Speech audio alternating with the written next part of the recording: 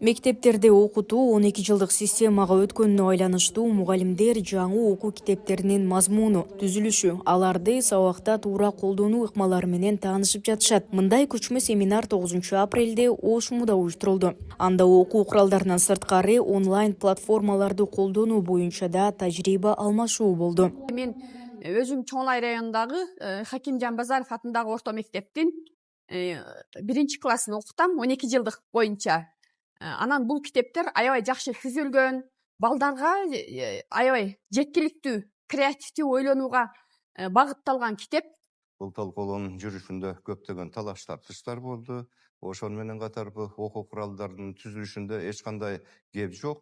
Окуу куралдары азыркы замандын талабына ылайык түзүлгөн. Иш-чараны окуу китеби басма үйү уюштурду. Ага Ош облусунун мектеп мугалимдери, райондук усулчулар жана Ош мамлекеттик университетинин окутуучулары катышты.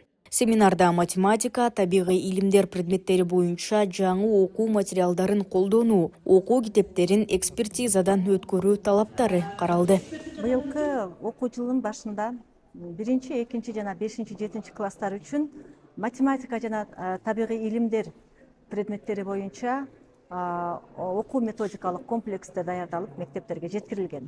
Анан ага түшүндүрмөлөрдү биз онлайн түрүндө берүүгө аракеттендик, онлайн окутууларды уюштурууга аракеттендик, бирок андан мындай жакшы майнап чыкпай жаткандыгына байланыштуу ошол кербен жолугушууларды уюштуруу үчүн жерлерге сапар алып мына бүгүн Ош калаасына келип калдык.